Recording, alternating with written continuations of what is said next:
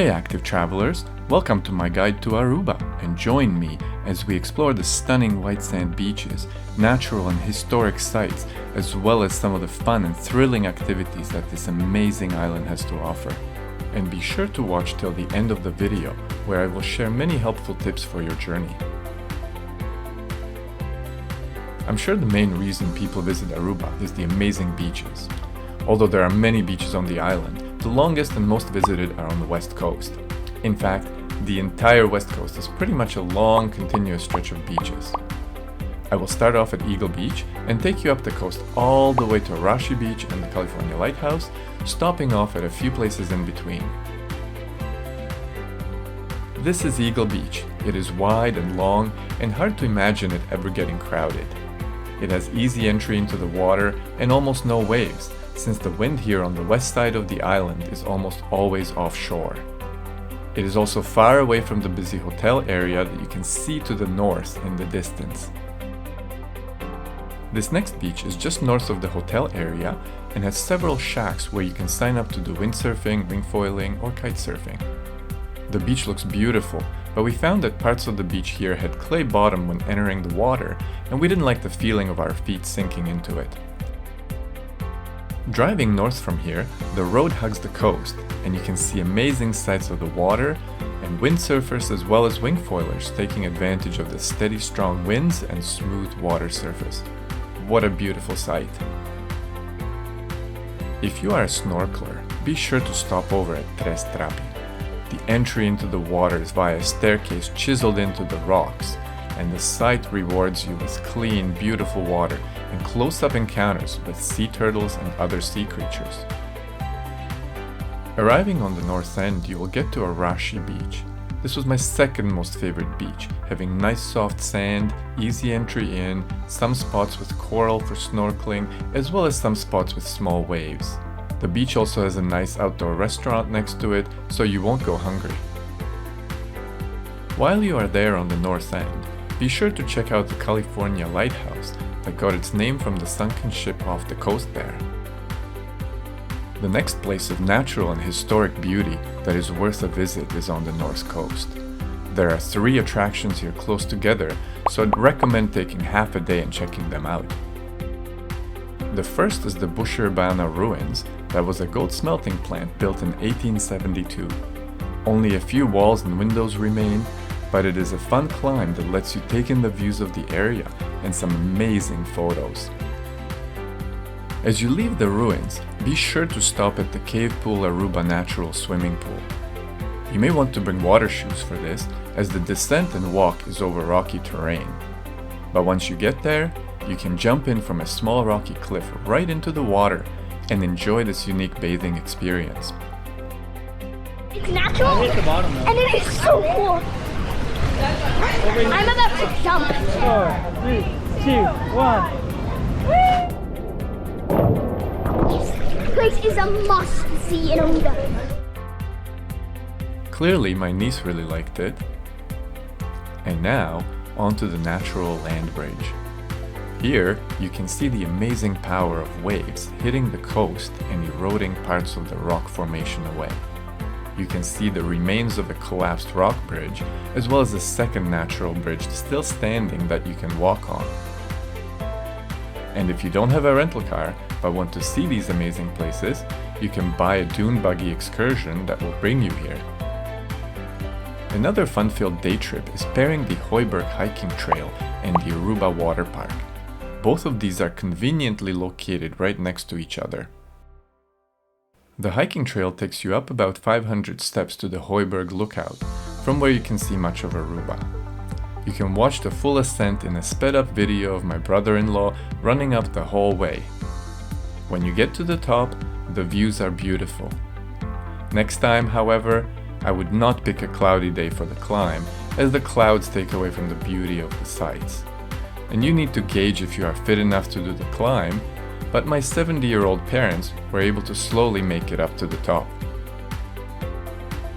If you are planning to pair this with the water park, I would start the hike around 9 AM so you can be back down for the 10 AM opening of the water park and secure some shade before all the good spots are gone.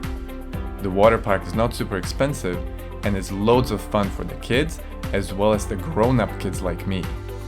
And our hands down favorite was the long slide that takes a full minute to ride. I will leave that one playing for you in the corner. If you like longer hikes, then Arikok National Park is the place to visit. There are multiple routes you can take, and we chose the loop to see the Daimari beach, Boca, Keto, and Conchi natural pool.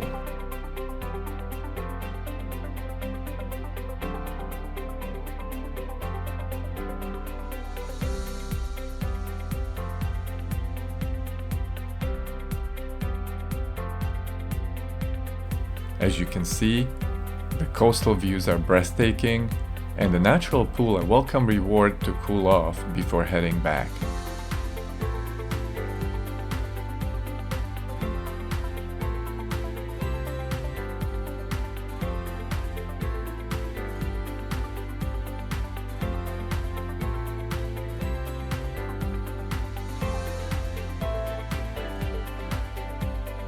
If you want a change of pace and a slight adrenaline thrill, then you should visit the Bushiri Karting Speedway.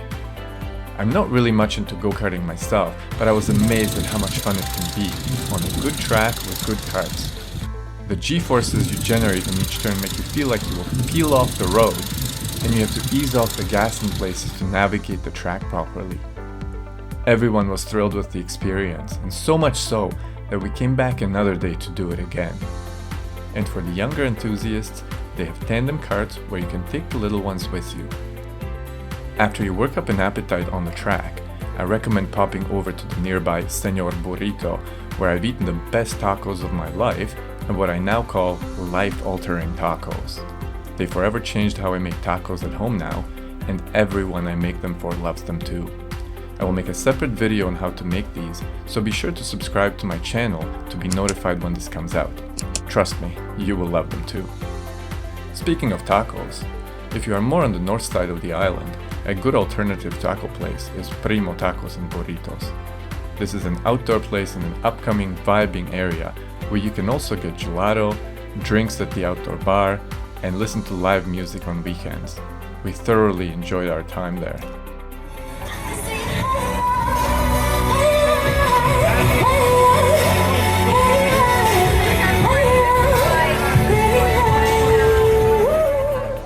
Moving on to the east side of the island, there are a few great places here to check out as well.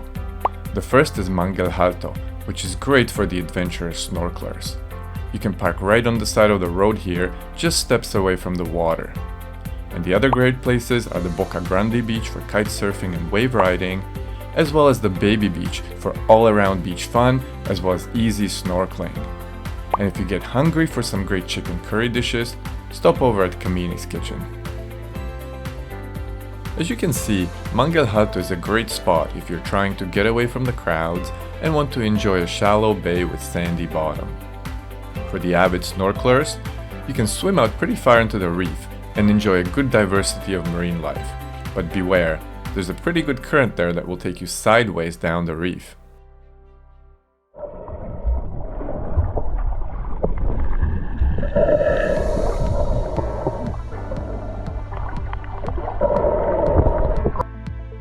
If you are into kitesurfing or want to try taking a lesson, Boca Grandi is the place to go. It is a secluded beach with wind and waves, and the dirt road that gets you there has nice scenic views of the coastline. The guy running the kite school here is a true pro who practically helped invent the sport. He's focused on safety and technique, so here you can learn to kite properly. And the beach area also has lots of space to land and launch your kites. Let's see how much my family likes it here. The beach really sucks. The water really sucks. The kiting really sucks. In case you guys don't get this, he's joking. And now, here's my number one favorite beach in Aruba, the Baby Beach. This beach has it all, from long stretches of shallow areas with no waves, to shallow coral reefs, as well as a deep area by the opening of the cove, where you can snorkel to see some large fish. This beach can get quite crowded, and shade can be hard to find, but it is a great place to spend an afternoon. Now onto some final comments and tips. As you listen to these, there is something super nice you could do for me. Please, hit the subscribe and like buttons below. Aruba is a great place to visit and explore on your own. We felt safe at all times and were able to communicate fully in English. Overall, Aruba had a very North American feel to us. You may notice that Oranjestad is notably not in this video. Much like that boring friend you may not always invite to your party. Scuba diving is great in Aruba. I just don't have any footage because our camera couldn't handle the depths of the experience. We used mermaid divers for our dives. They were fantastic, and the trip came complete with a huge repertoire of well-rehearsed diving jokes. So if you dare, take the plunge. And unless you are the hydrophobic kind of traveler, snorkels and masks are must-haves. Water shoes, on the other hand, are only needed for the natural swimming pools. Unless, of course, you're into making those kinds of fashion statements. US cash is widely accepted on the island, though I would bring smaller bills. And although there are lots of things you can do on a budget in Aruba, if you happen to have the problem of having too much money, Aruba can be great at solving that for you.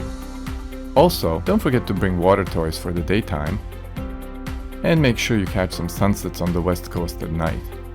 Bring an insulated water bottle, because the water in Aruba is safe to drink and has that satisfying "I just saved money on bottled water" taste. And best of all, much like the other ABC islands, Aruba lies outside of the summer hurricane zone and does not experience the sargassum seaweed problem that other parts of the Caribbean do, leaving its beaches clean and beautiful.